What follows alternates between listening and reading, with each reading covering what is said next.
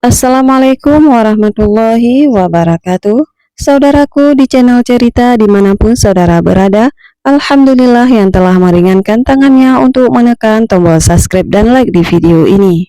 Hari ini saya akan mengisahkan seorang pejabat dari Jawa Barat yang tidak mengakui istrinya yang ada di desa dan juga tidak mengakui dia bahwa memiliki anak bersama istri tersebut.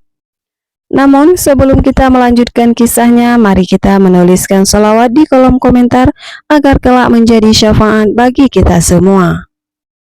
Kabut tipis menggantung di antara pucuk-pucuk teh yang menghampar di lereng gunung Legalunggung. Matahari sore memantulkan sinarnya di balik gumpalan awan, membuat warna langit keemasan seakan melukis perbuktikan yang tenang. Membuat warna langit keemasan seakan melukis perbukitan yang tenang. Di tengah kehijauan itu, Lilis berjalan perlahan menapaki setapak tanah yang lembab, membawa bakul berisi pucuk teh yang baru dipetik. Lilis bukan gadis biasa, meski lahir dan tumbuh di desa kecil bernama Cikahuripan. Kecantikannya sering jadi buah bibir para pemuda desa. Namun bukan hanya wajahnya yang memikat, melainkan ketenangannya, kelembutannya, dan cara bicara dengan tutur halus, seolah embun pagi yang menyejukkan jiwa. Hari itu kabar berhembus bahwa seorang pejabat dari Jakarta akan datang meninjau pembangunan jalan desa. Lilis tidak terlalu peduli.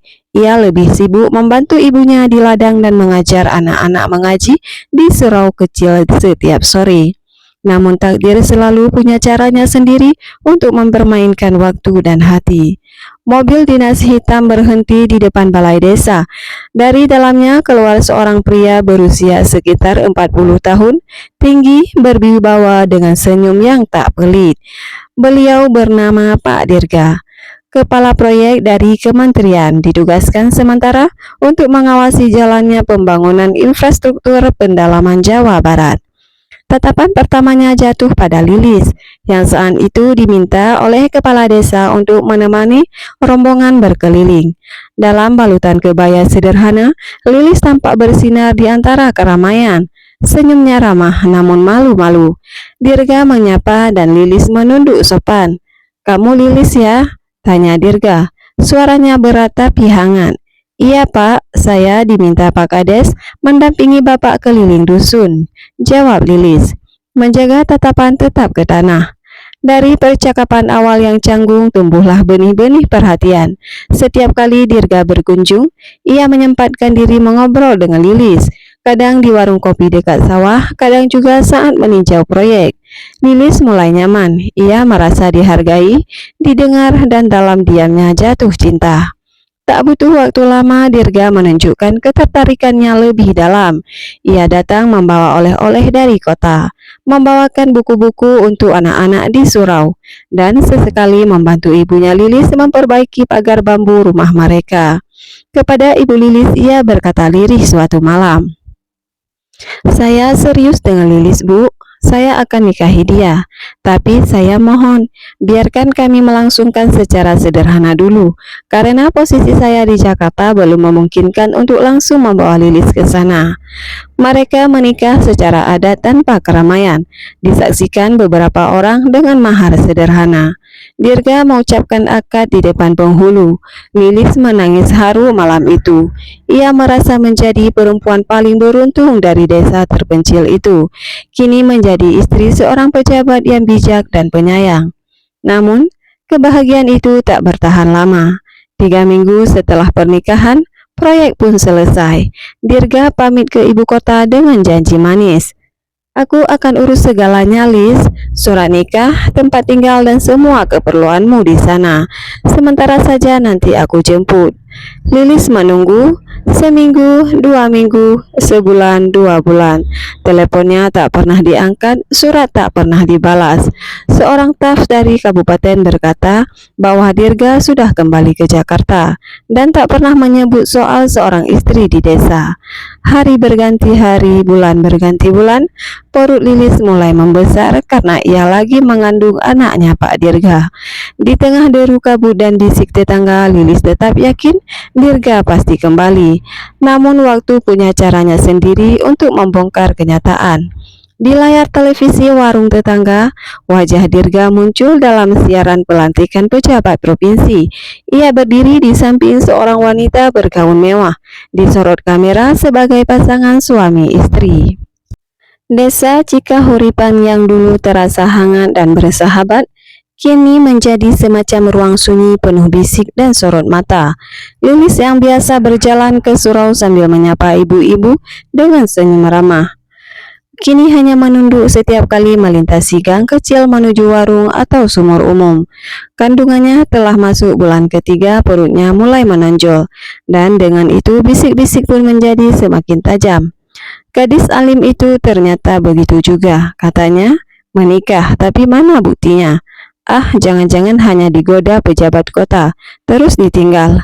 Lilis hanya diam, ia tak membela diri, tak lagi mengharap pengertian. Yang ia jaga hanyalah air mata ibunya yang setiap malam menahan isak di balik tikar dan selimut tipis.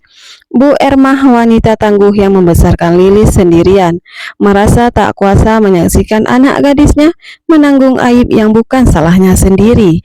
Di dalam kamar bambu sederhana itu, Lilis duduk diam menatap foto Pak Dirga yang diselipkan dalam kitab Yasin.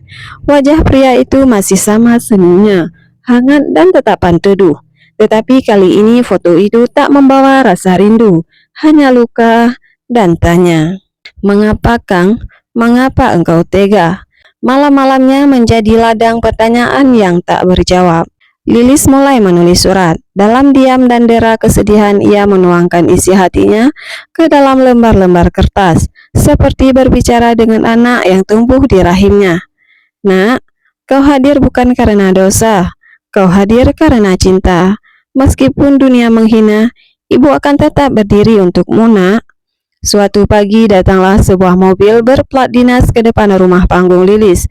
Seorang pria muda turun dari dalamnya mengenakan pakaian kantor rapi dan kacamata hitam. Ia memperkenalkan diri sebagai ajudan Pak Dirga. "Ada titipan dari Pak Dirga," katanya singkat, menyerahkan sebuah amplop dan bingkisan berisi vitamin kehamilan.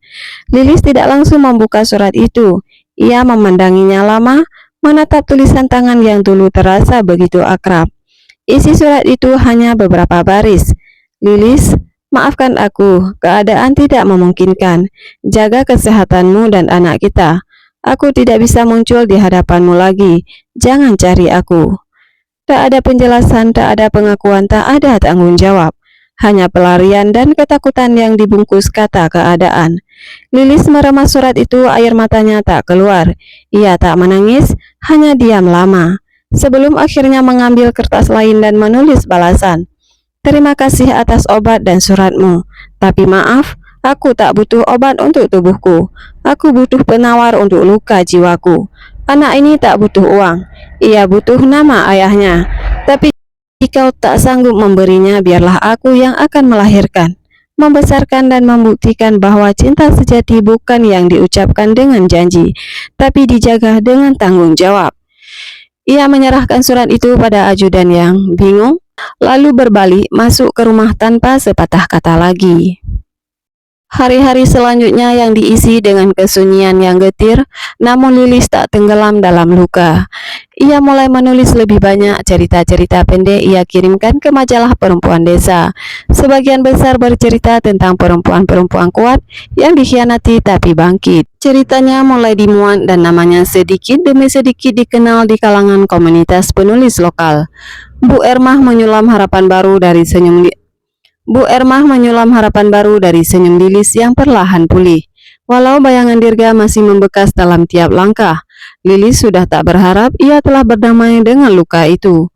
7 bulan kemudian, ketika hujan mengguyur sawah dan petir menyambar langit, Lilis melahirkan seorang bayi laki-laki. Prosesnya berat tanpa bantuan rumah sakit modern, hanya dibantu oleh bidan desa. Namun tangis pertama bayi itu membelah malam dengan begitu kuat, seolah menegaskan bahwa hidup baru telah dimulai. Lilis menatap anaknya dengan mata berkaca, lalu berkata, "Kau bukan kutukan, Nak, kau anugerah. Kau cahaya dari kabut luka yang tak pernah bisa kujelaskan." Ia memberi nama bayi itu Janar, yang dalam bahasa Sunda berarti cahaya. 5 tahun berlalu, Janar tumbuh menjadi anak yang cerdas dan periang. Ia suka menggambar dan bertanya tentang segala hal, meski tak pernah mengenal siapa ayahnya. Janar tak kekurangan kasih sayang. Lilis menjadi ibu sekaligus ayah. Ia membuka kelas belajar di rumah, mengajar membaca, menulis, dan nilai-nilai kehidupan pada anak-anak kampung. Tulisan-tulisannya semakin dikenal, ia bahkan diundang ke Bandung untuk menghadiri seminar penulis perempuan. Tulisan-tulisannya semakin dikenal, ia bahkan diundang ke Bandung untuk menghadiri seminar penulis perempuan. Di sana, ia bertemu banyak perempuan lain yang mengalami luka serupa. Dan justru dari sanalah ia tahu bahwa diri bukan satu-satu yang ditinggalkan, dibungkam atau dilupakan. Ia berbicara di atas panggung kecil dengan suara bergetar namun mantap.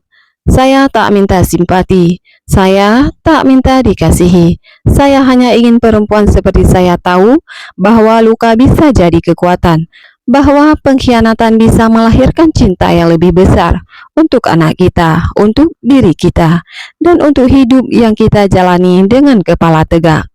Di antara hadirin duduk seorang pria separuh baya dengan kemeja putih dan wajah letih.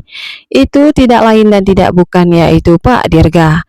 Ia menatap Lilis dari jauh, tak berani menyapa.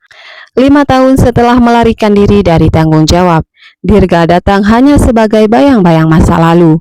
Namun Lilis hanya menunduk sopan lalu mengalihkan pandangannya ke arah lain. Ia telah memaafkan tapi tak lupa ia telah bangkit, tapi tak butuh pengakuan. Malam itu di lereng gunung yang dulu menjadi saksi janji kosong, Lilis menulis surat terakhir untuk dirinya sendiri.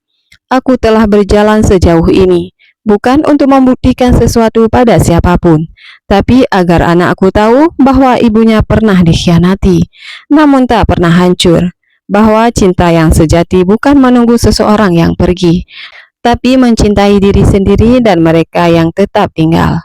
Kabut turun kembali menyelimuti kebun teh dan perkampungan kecil. Tapi di balik kabut itu cahaya kecil bernama Janar tertawa sambil bermain di pelantaran. Seperti namanya, ia adalah cahaya yang menuntun ibunya keluar dari gelap tanpa perlu kembali pada bayangan. Hari-hari di desa Cikahuripan kini lebih hangat, bukan hanya karena sinar matahari yang lebih sering muncul dari balik kabut, tapi karena tawa anak-anak yang kembali menggema di surau kecil tempat Lilis mengajar. Di antara mereka, Janar selalu paling bersemangat. Ia bukan hanya cerdas tapi juga lembut, penuh empati dan mudah membuat orang lain tertawa. Lilis tahu, anak ini tumbuh menjadi seseorang yang lebih baik dari apapun yang diwariskan masa lalu, dan itu cukup untuk membuatnya kuat menghadapi sisa hidup.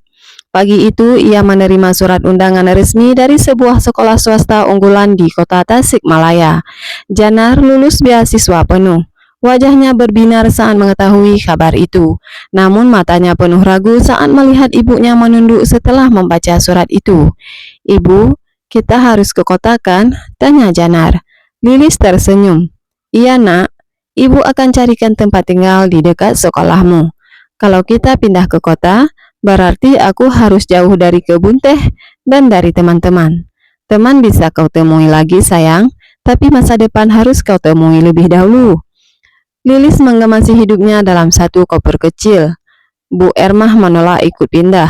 "Rumah ini terlalu penuh kenangan. Aku akan tetap di sini. Tapi tenang, aku akan sering datang," katanya sambil mengecup kening cucunya. Tahun pertama di Tasikmalaya membawa banyak perubahan. Janar berkembang cepat. Ia mengikuti lomba menulis, menggambar, bahkan pidato. Namanya mulai dikenal di antara murid-murid peraih prestasi. Lilis sendiri mulai aktif dalam komunitas perempuan kota. Ia menulis untuk media lokal dan menjadi narasumber dalam forum-forum pemberdayaan ibu tunggal. Namun hidup seperti biasa, tak pernah benar-benar tenang. Suatu sore saat Lilis sedang menyusun artikel untuk sebuah majalah daring, seseorang mengetuk pintu kontrakan mereka. Seorang wanita elegan mengenakan jas krim dan skaf bermotif batik halus, berdiri di depan pintu dengan meraut wajah yang gugup tapi lembut. "Permisi, saya Ratna, istri dari Dirga." Lilis terdiam. Jantungnya seolah berhenti berdetak sesaat. Nama itu, wajah dan kenangan yang dikuncinya rapat-rapat dalam lemari hati terbuka begitu saja dengan kedatangan tamu ini. Maafkan kedatangan saya tanpa pemberitahuan, tapi saya pikir sudah waktunya saya bertemu dengan Anda. Lilis mempersilahkan Ratna masuk. Mereka duduk di ruang tamu kecil yang penuh rak buku dan mainan Janar. Tak ada tatapan bermusuhan, tak ada amarah, hanya dua perempuan duduk dalam ruangan yang sesak oleh masa lalu. Suami saya meninggal bulan lalu, ucap Ratna pelan. Kanker hati stadium akhir. Lilis terdiam. Sebelum meninggal dia menulis sesuatu untuk Anda dan anak Anda. Ratna menyerahkan sebuah buku catatan kulit coklat tua lusuh dan bertulis tangan. Di halaman pertama tertulis, untuk Lilis dan Janar, maaf yang tak pernah cukup. Ratna melanjutkan, saya tahu tentang Anda sejak lama, tapi saya juga tahu Dirga pengecut. Ia tak pernah berani menebus apa yang dia rusak. Saya sendiri awalnya membencimu, tapi semakin waktu berjalan saya sadar. Saya juga korban dari semua kebohongan yang ia buat. Saya hanya ingin Anda tahu bahwa saya tidak datang membawa permintaan maaf atas namanya. Saya datang membawa keputusan saya sendiri. Lilis memandang wanita itu, ada keteguhan dalam sorot matanya. Dirga meninggalkan sebagian hartanya untuk Janar. Saya sebagai istrinya yang sah dan wali sah hukum keluarganya menyetujui itu, bukan karena kasihan, tapi karena itu memang hak anakmu, anak kalian. Lilis terdiam, matanya mulai basah, tapi bukan karena harta atau warisan, tapi karena untuk pertama kalinya seseorang dari sisi Dirga mengakui keberadaan anaknya. Saya tidak ingin mengganggu hidup kalian, tapi jika suatu hari Janar ingin tahu tentang ayahnya, ingin tahu sisi baik dan buruknya, saya bersedia bercerita. Tidak sebagai istri Dirga, tapi sebagai perempuan yang juga pernah dikhianati. Pertemuan itu berakhir dengan pelukan, bukan pelukan penuh kehangatan, tapi cukup untuk meredakan sisa-sisa dendam yang tertinggal. Dua perempuan yang dulu terhubung oleh satu pria yang sama, kini berpisah dengan tenang, seperti kabut yang perlahan surut dari lereng gunung saat mentari mulai naik. Janar tumbuh remaja di usia 14 tahun, ia telah membaca semua tulisan ibunya, bahkan buku catatan peninggalan Dirga, yang ia temukan di lemari ibunya sendiri. Telah ia baca secara diam-diam. Ia belum pernah bertanya soal masa lalu, tetapi suatu malam ia duduk di teras bersama Lilis, sambil memandangi langit gelap bintang. Ibu, katanya perlahan, aku tahu siapa ayahku. Lilis menoleh, tak terkejut. Ia sudah lama tahu bahwa waktu akan membawa percakapan ini. Ayah bukan orang baik ya? Lilis tersenyum. Ayahmu adalah manusia, punya sisi baik tapi juga punya sisi buruk. Kalau begitu, aku lebih mau jadi seperti ibu. Lilis menahan tangisnya. Kenapa begitu, nak? Karena ibu tidak lari. Ibu berdiri. Ibu membesarkan aku tanpa memaksa. Aku membenci siapapun. Aku bisa merasakan cinta ibu setiap hari, dan aku ingin jadi laki-laki yang seperti itu, yang tidak melarikan diri dari kesalahan. Malam itu Lilis tahu bahwa cahaya yang ia lahirkan dari luka telah tumbuh menjadi terang yang bisa menyinari dunia. 2 tahun kemudian Janar memenangkan lomba penulisan esai tingkat nasional. Dalam pidatonya di depan ratusan peserta, ia membaca sebagian dari esainya. Aku adalah anak dari kisah yang tak pernah ditulis di buku sejarah. Tapi ibuku mengukirkan cerita kami dalam hidup yang utuh. Ia ditinggalkan tapi tak pernah hancur. Ia dilukai tapi memilih untuk mencinta. Karena itu aku percaya, cinta sejati bukan tentang janji yang diucapkan, tapi tentang pilihan untuk tetap tinggal saat seorang pergi. Lilis menyaksikan dari kursi penonton. Memeluk tas jinjing lusuhnya, ia menangis. Tapi kali ini bukan karena duka, melainkan karena luka yang dulu membuatnya terjatuh, kini menjadi tangga bagi anaknya menuju cahaya. Lilis kini tinggal di kota kecil menjadi dosen tamu di kampus lokal, sekalipun penulis aktif di beberapa media perempuan. Janar melanjutkan sekolah ke luar negeri dengan biaya siswa penuh. Namun setiap lebaran mereka selalu pulang ke Cikahuripan, menyusuri jalan setapak yang dulu menjadi saksi kebisuan dan penantian. Di beranda rumah panggung tua, Bu Ermah menanti dengan senyum lebar. Dan Lilis tahu, tak ada tempat yang lebih menenangkan selain rumah yang menampung luka dan mengubahnya menjadi doa. Dan di antara kabut pagi yang masih setia menyelimuti desa, Lilis berdiri bersama anaknya, menatap jauh ke arah kebun teh yang menghampar hijau. Masa lalu tak pernah bisa dihapus, tapi dari sanalah cahaya bisa lahir. Dan dari luka itulah janji di balik kabut priangan akhirnya menemukan akhir yang damai. Begitulah kisahnya. Assalamualaikum warahmatullahi wabarakatuh.